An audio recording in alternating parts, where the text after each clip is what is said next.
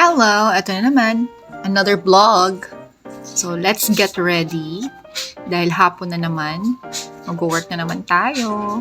Umpisa na naman ang ating working day. So, syempre, kailangan natin mag-freshen up. And mag-moisturize ng konti. Then after that, magkilay habang ina-absorb ng skin yung moisturizer natin. So, mahalaga mag-moisturize kahit na ikaw ay oily. Dahil, akala ko dati noon, dapat huwag na mag-moisturizer kapag oily skin. So, isa rin pala yun sa factors. But, bakit nagpo-produce ng oily yung face kapag hindi moisturized or hindi hydrated yung face. Yan. So, ayan yung work ko ay sa ESL tutor. So, nag-work ako normally sa gabi. Yan, mag-start ako ng 5:30 hanggang 9:30. Then, magbe-break time ako ng 30 minutes. And then, tuloy ulit sa company. 10 o'clock to 2:30 a.m. Mga European students naman sila.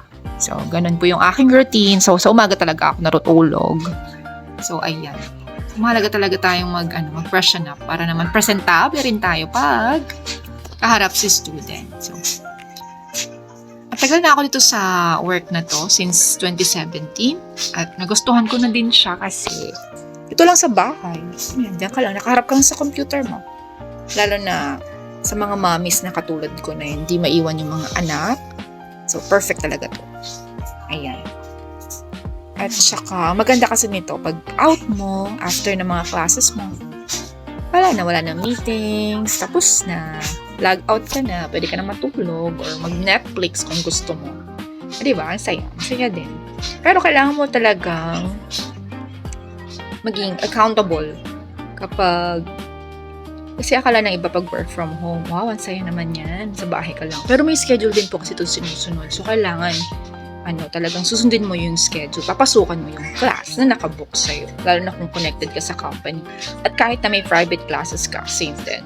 Kailangan mong pasukan. Pasukan talaga.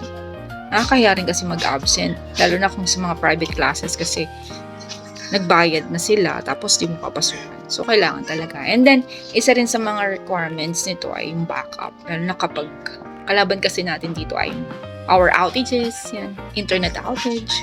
Kailangan talaga may backup kasi lalo na kapag connected ka sa company, may mga penalties yan. Kakaltas talaga nila yun sa sweldo mo. So, kailangan mo talaga mag-provide ng backup. Yes.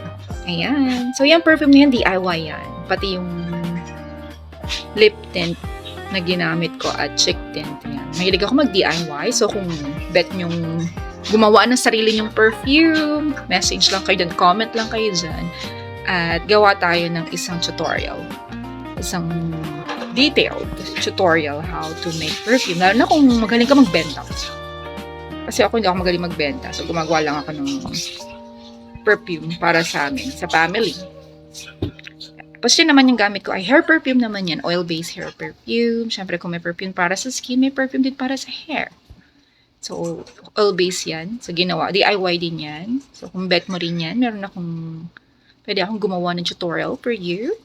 So, sa mga gustong mag-business, lalo na sa mga mommies, napaka-perfect to sa mga mommies. So, ayan, I'm done. Ready na ako for my classes. Bye!